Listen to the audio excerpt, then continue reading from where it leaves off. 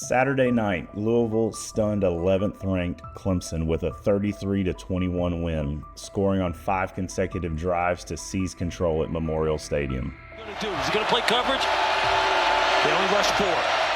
Shuck out of the pocket. He's going to run for it. Dives! Somersault into the end zone for a Louisville touchdown. Wow. Despite outgaining the Cardinals 450 yards to 366 and dominating the time of possession, Clemson couldn't seal the deal, falling 33-21 to the Cardinals and dropping to 8-1 in the all-time series. Quick snap. Keon Brown with a push at the goal line. He's in. Another Louisville touchdown. After the stunning loss, the world wonders how Clemson will respond as they hit the road to face Virginia Tech, determined to prove they're still a force in the ACC.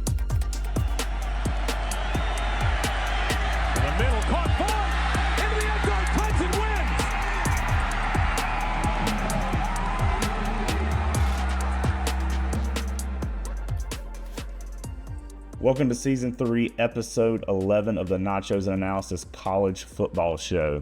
I'm Drew Archer, and as always, I'm joined by Matthew Johnson. How's it going, Matthew? It is, well, I guess it has been better. I won't even lie and say it's good. But we'll get into that, I'm sure, once we start talking about this game. Yeah, a lot to talk about when it comes to Clemson football. Just some breaking news. We're recording on Tuesday, so this won't be breaking news to you who is listening, but just came across Twitter that Mike Williams was traded to the Steelers for a 5th-round pick in 2025. Any thoughts on that? It was interesting. I feel like Mike Williams was one of the most consistent receivers for the Jets so far this year and one of Aaron Rodgers' only reliable targets, but maybe since the Davante Adams trade, they just had too much going on in that receiver room, but it'll be okay. I liked Mike Williams with Aaron Rodgers. I thought that was a good match for him. Yeah, and speaking of former Clemson receivers, Nuke Hopkins had a big night Monday night for the Chiefs, 2 touchdowns. It's so nice for him to finally have a good quarterback. I know, he's been in the league for over 10 years now, and this is his first time having a competent quarterback, really. Yeah. This is something I've never really considered. He's had a great NFL career, but they addressed him on the broadcast last night as a future Hall of Famer. I have not considered that for him. Do you think that's a Hall of Fame career?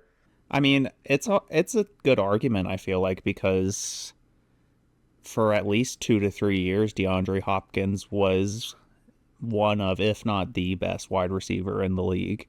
And that was at a time when you still had, Antonio Brown being the top receiver in the league, players like that. And I think those players are also on track for a Hall of Fame career. So, I mean, might as well put DeAndre Hopkins. I guess I've never really thought about it like that either. Yeah. Then, as I mentioned, we're recording on Tuesday, Election Day. I was happening to listen to Davo's press conference while I was out doing errands today. And he dropped that he went to go attempt to vote this morning, and they would not let him. Turns out one of his sons, I can't remember which one, voted early. There was some kind of clerical error, and they counted his son's vote as his vote. So he was unable to vote today. Huh. Maybe that's a good thing for American politics. I'm just kidding. I almost wasn't able to vote because I went today and the guy told me he couldn't accept my South Carolina driver's license. But I was able to pull up a bank, a digital bank statement with my Colorado address on it, and that counted as verification. So yeah, I thought I was going to have issues too because I moved about 3 months ago and thought I did everything I needed to, but it still showed my old address, but they let me vote. So but on to football while we are here. Tonight's the first night of the college football rankings. That'll obviously be out by the time this airs. But a couple big games this weekend. I called it on last week's show. Texas A&M falls on the road. Williams-Brice Stadium. Gamecocks win big 44-20. Yeah, this is an impressive win for the South Carolina program, but like you said, you predicted this last week, and I know we talked about how good how South Carolina had a good chance in this matchup. So it's not that surprising, but still very impressive. And Shane Beamer keeping his job a little bit longer. Yeah. Nothing's worse on a Saturday where Clemson loses, especially in the fashion that they did, and South Carolina wins. South Carolina storms the field. Virtually no one in Clemson gathered at the Paul Saturday night. Another big rivalry game, Georgia-Florida, was close early. When I walked into Death Valley Saturday night, I believe it was tied at 20. Georgia pulls away 34-20 in Jacksonville. Yeah, I think the only thing holding this Georgia team back is Carson Beck right now. They would have won every game they've played this year by 14 or more if they just had a better game manager at quarterback, because you mentioned that it was close early. Florida was up 10-3 for most of this game in the first half, and it was due to 2 picks by Carson Beck. And he has done that in every big matchup pretty much this year, where he just comes out and can't move the offense consistently and will make a mistake like that. So I think Carson Beck is holding this offense back. Yeah. And then another big game of note, the college game day matchup, the big noon matchup, Ohio State at Penn State. The Buckeyes get a 20-13 win in Happy Valley. Yeah, this is another one that you talked about, Penn State dropping. But I mean, all of Penn State's aspirations are still in front of them. They're just a one-loss team now and a loss to a top 5 team. So I think they're still a threat to get into the Big Ten Conference Championship game and possibly the playoff. But I did see a stat after this game that James Franklin is like 1-8 or something against top 10 or top 15 teams in his time at Penn State. So not like they're going to do anything if they do get to the playoffs. Yeah. One note here. I did say Happy Valley. Ohio State and Penn State did not play in Oregon. They played in Pennsylvania. But one thing that is not a mistake is giving Pump Monkey Septic Service a call. Give Alan Powell a call at 864-710-2211. He's a Clemson alumni, still living there in the community and serving the community in the upstate of South Carolina. I mentioned it last week. It's holiday season coming up. You're going to have a lot of guests at your house for Thanksgiving, Christmas, that kind of thing. You don't want issues with your septic tank then. So give them a call at 864-710 Pump Monkey Septic Service services the upstate of South Carolina and surrounding areas. Find them on Facebook and Instagram. When the dump's funky, call Pump Monkey. Now, something that was funky this weekend was the Clemson football team. And before I read off some of these stats and we talk about it, looking at the stats, they don't tell the whole story. I don't know who to credit this quote from, but I've heard it from multiple people before. But stats are like a bikini. They show a lot, but they don't show everything. There's some stats that are in this that kind of look good, but does not reflect the way the game went. But the Tigers dropped to 6-2 on the season, 5-1 in the ACC. Tigers outgained the Cardinals 450 yards to 366, and they held the edge in first downs 31-19. Clemson rushed for 222 yards. Clemson dropped to 65-2 when passing and rushing for 200-plus yards under Dabo Swinney. Clemson ran a season-high 101 plays with a time of possession of 37 minutes and 52 seconds. One of the very few highlights of the game was Phil Moffa and his performance. He rushed 30 times for 171 yards, caught 5 passes for 28. Cade Klubnik was 33 of 56 for 228 yards and a touchdown. He also added 43 yards on the ground on 12 carries. Bryant Wesco returned after missing the last 2 games with an ankle injury. He recorded a team high and a career high of 7 receptions for 53 yards. Clemson did not have a giveaway in this game. It's 47th such game under Dabo Swinney. Linebacker Wade Woodaz tied his career high of 11 tackles. And this is one of the big things that I wanted to point out. The Tigers did not record a single takeaway in this game. When Clemson's had at least 1 turnover, they are undefeated this season. In the 2 games that they've lost to Georgia and Louisville, they did not get a turnover. And this defense has kind of lived and died by the turnovers there. The game ended a 22-game winning streak for home night games that dates back to 2013. Probably the second most embarrassing game in Clemson's history against Florida State that year. So, what do we think about this game? Well, on that stat you just read about Clemson not recording a takeaway, that's another thing we talked about last week on the episode, and that whoever wins the turnover battle is going to win, and Clemson needed to win the turnover battle in order to win, and that didn't happen. So subsequently, there's the loss. But one thing, I think most people are going to agree with this, but the team was unprepared. And not only that, but they were coming off of a bye week, which is just embarrassing. You have 2 weeks to prepare for this game, and there were multiple points in the second half where the team looked lost, couldn't get a call in, couldn't get players lined up, just taking their time. It was pretty, I don't know, embarrassing is the only word I can think of. Also, I'm sure you'll mention this too, Drew, but where was the sense of urgency in the third quarter? Clemson goes down 3 scores, and they're still snapping the ball with less than 10 seconds on the play clock every time. Not only that, but they're running the ball pretty much every play. Not that Cade was having a huge amount of success, but we're just pounding it up the middle, taking time off the clock when the game is still in reach. But kind of on that topic, and you mentioned it earlier, Clemson won the time of possession because for some reason they just seemed content to run the ball 3 yards at a time, killing the clock, even though a comeback is still in reach. But I also think that's a consequence, and those play calling is a consequence of Cade kind of being off for the first time since UGA.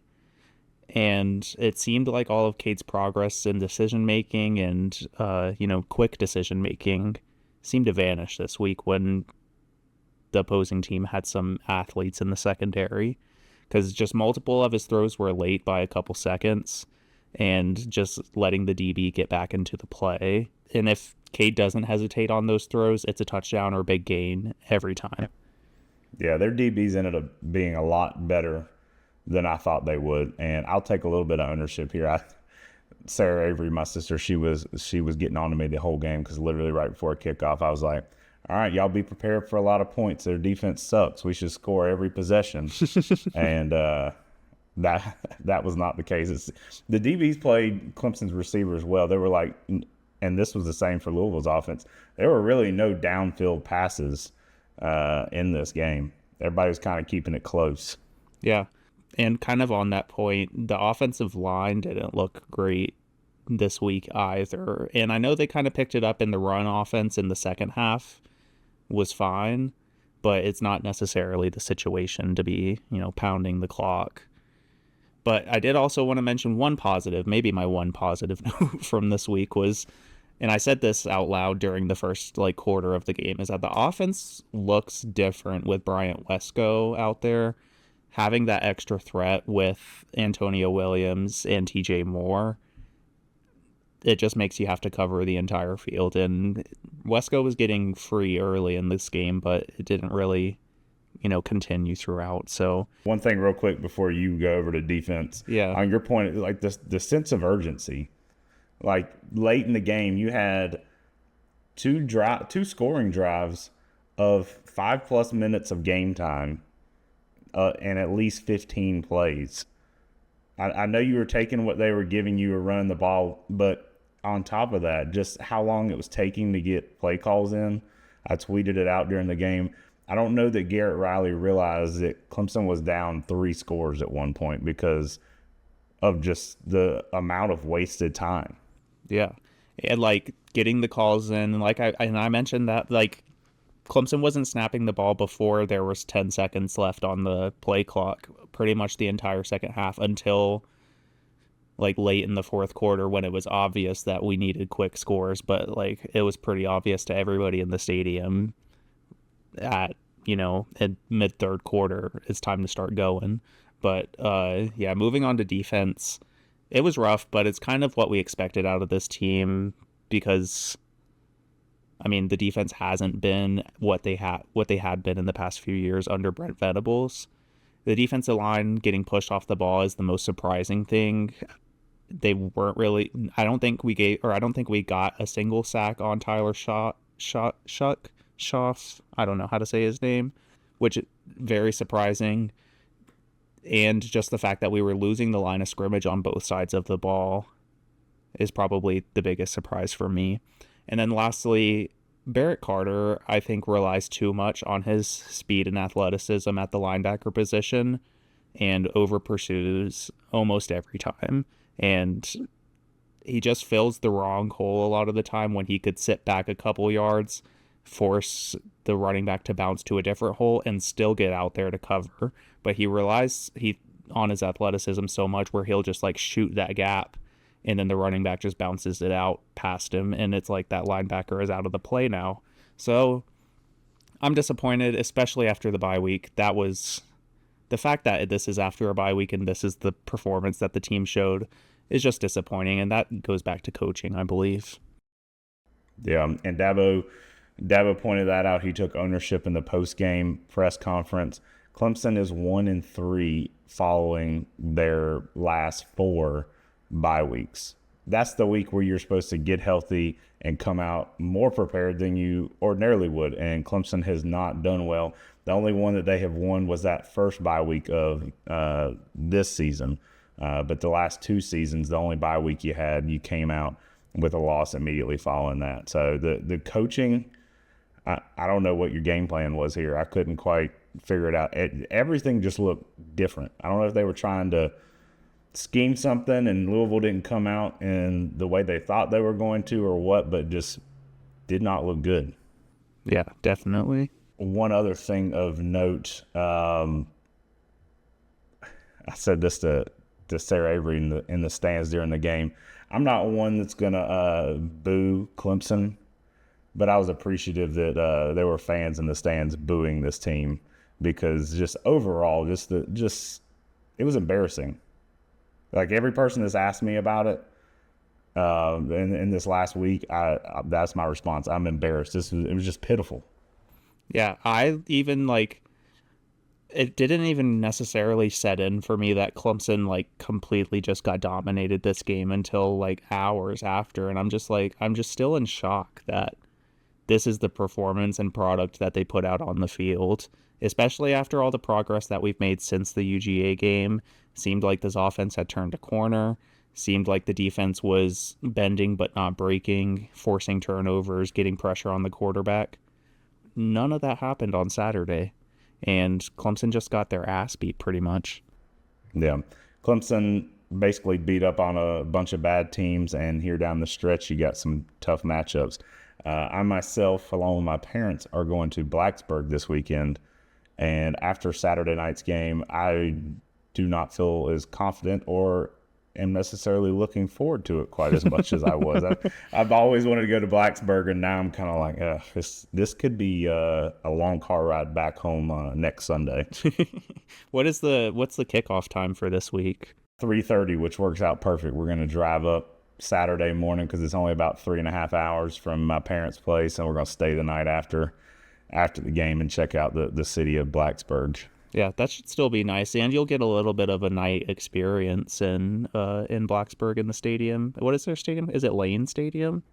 Yeah. Yeah, I mean, I think that'll be a great experience.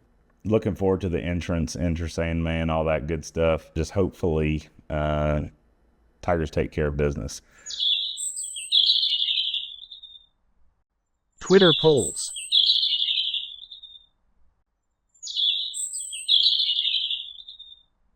All right, our Twitter poll of the week is brought to you by Twitter. And the only way you can participate is if you follow us at nachos_analysis. This week's Twitter poll is, what is your biggest concern after last week's loss to Louisville?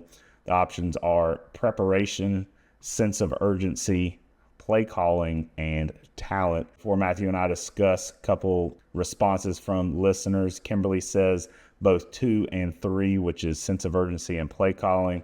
All in for life, number 23 strong. That's a mouthful for a Twitter handle.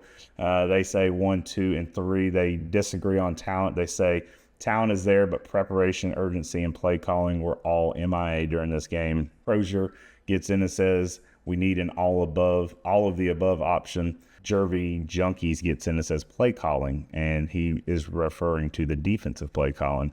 What are your thoughts on these, Matthew? Yeah, I actually wish I could say none of them and say other, and my biggest concern was Clemson students throwing trash on the field.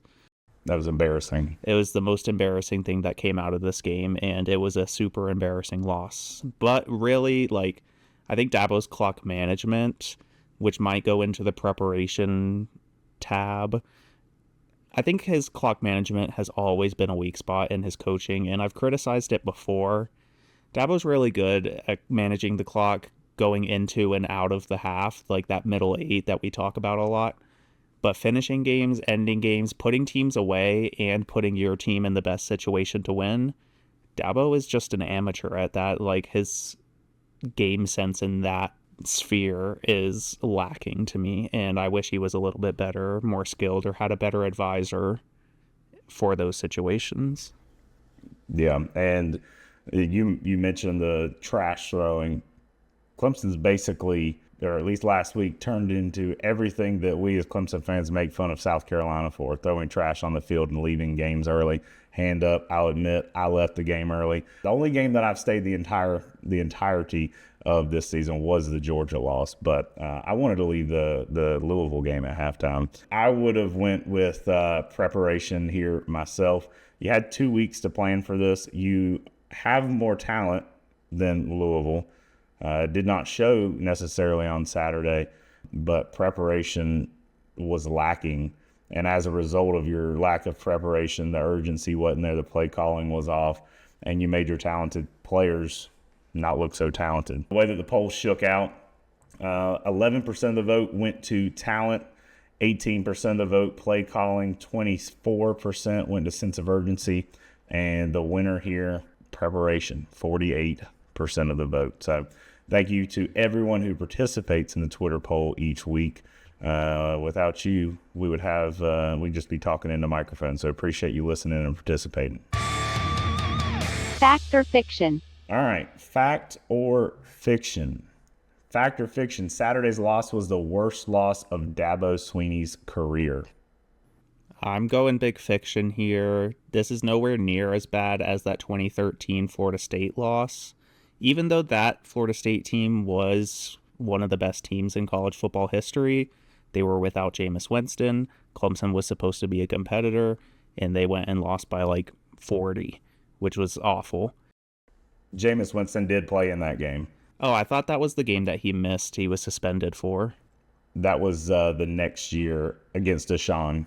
Oh, okay. Then either way, that one was embarrassing just because of the final score and the way Clemson played in that game.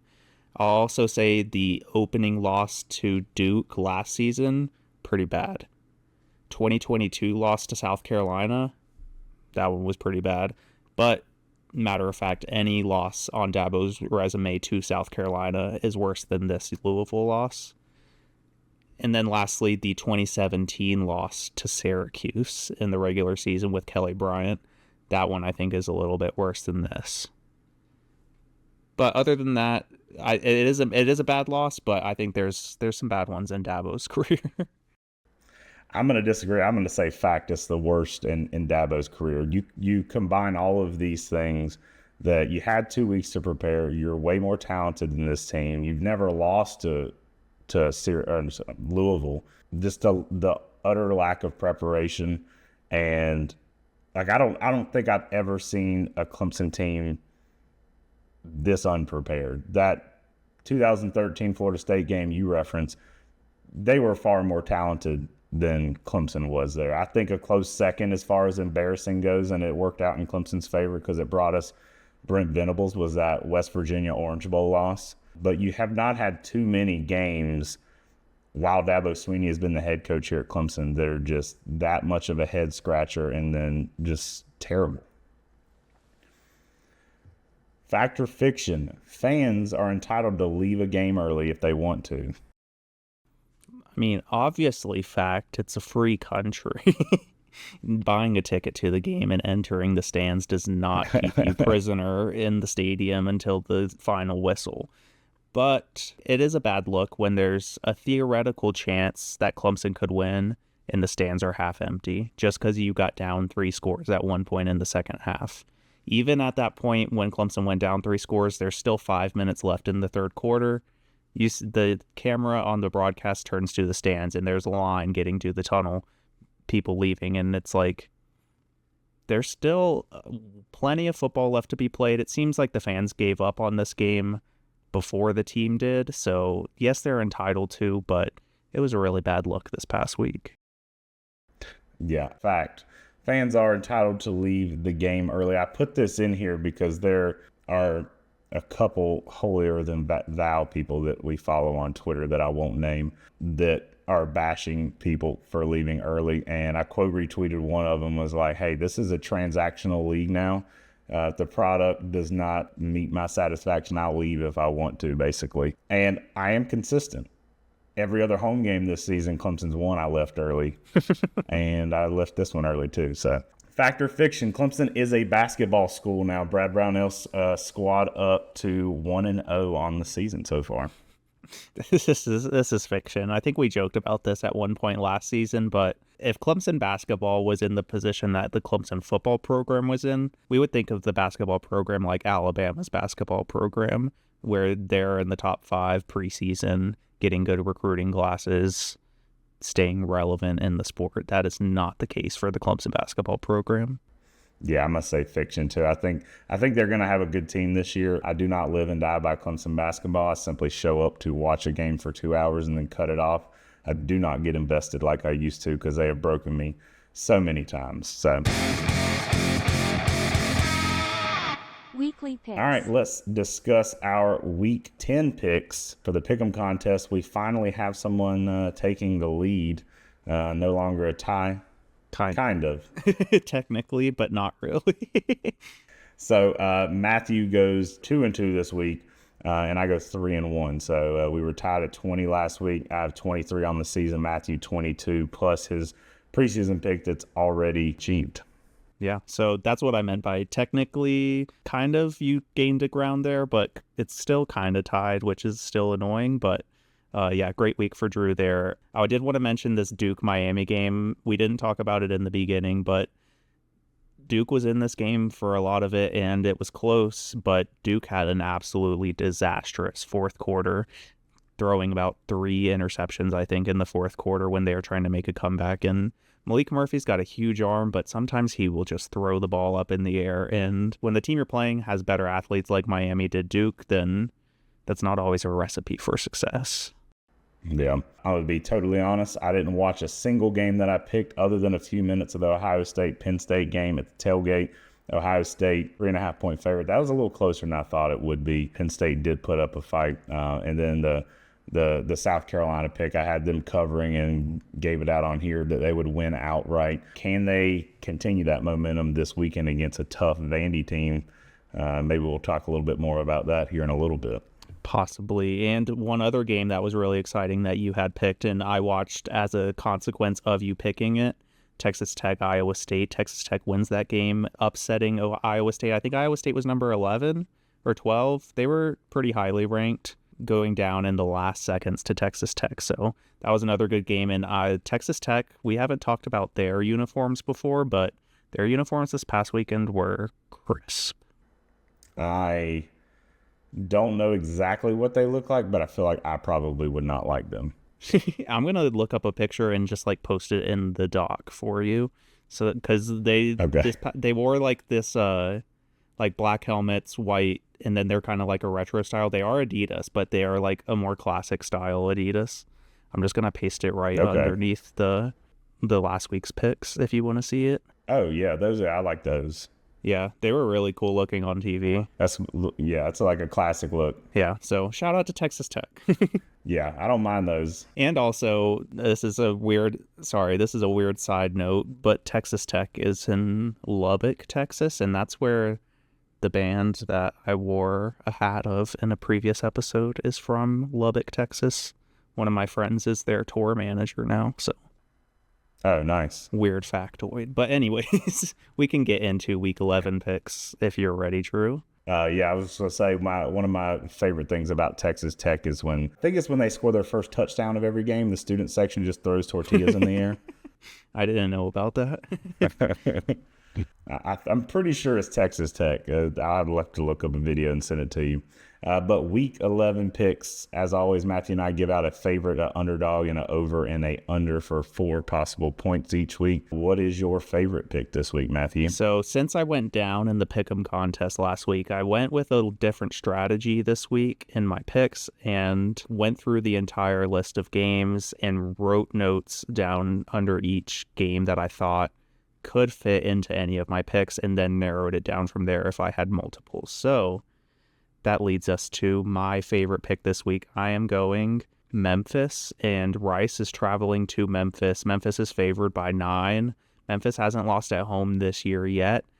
And although all 3 of Rice's wins have come on the road this year, they have not been against opponents of this caliber like Memphis. So I'm going Memphis this week.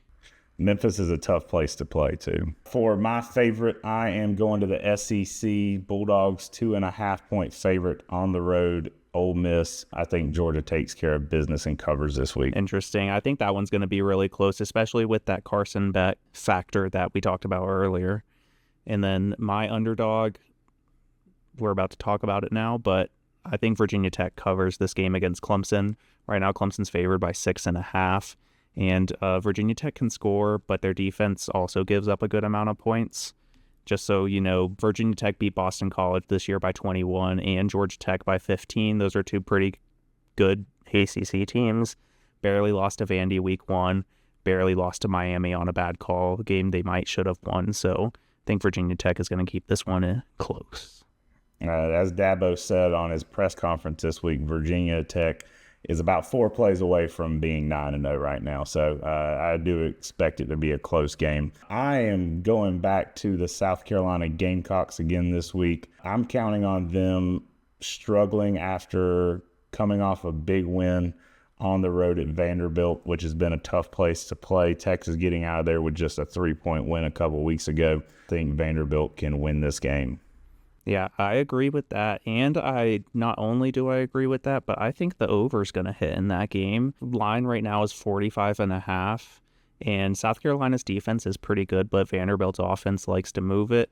And I think South Carolina's due for at least 1 defensive score almost every game at this point. So only 45.5 there I thought was a little low.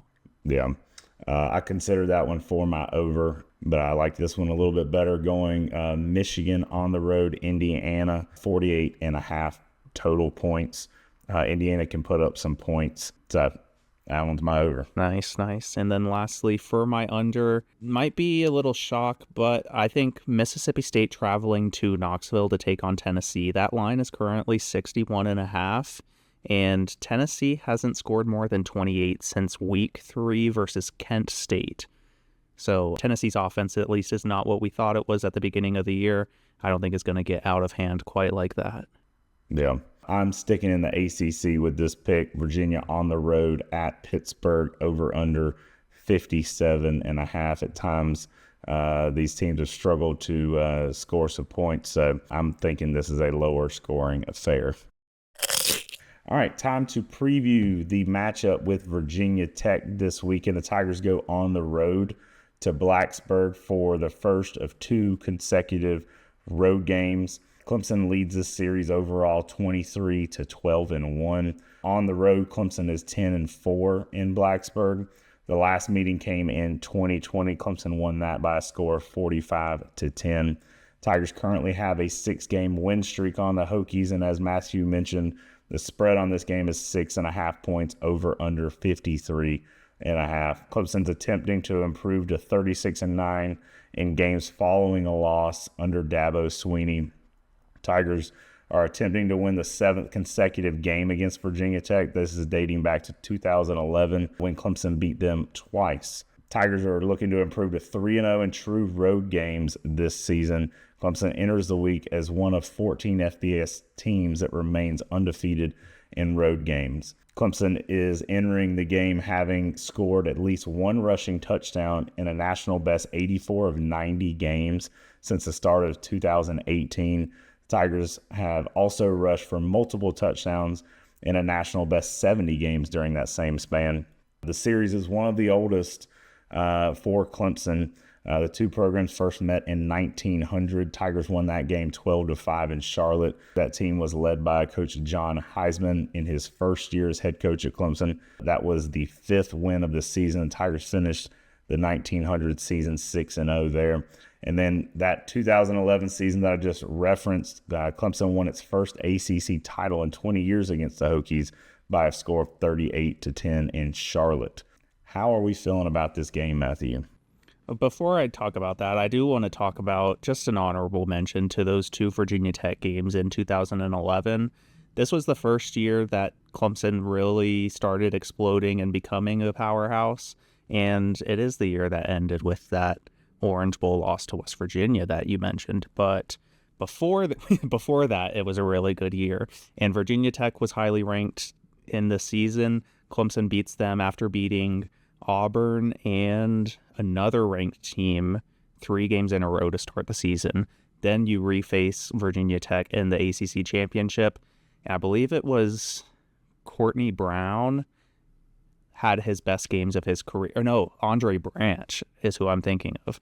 Andre Branch basically got himself an NFL contract based off of his performance in these 2 Virginia Tech games, because he probably had like 5 or 6 sacks just in those 2 games alone. He ended up going and playing for like 5 or 6 years in the NFL.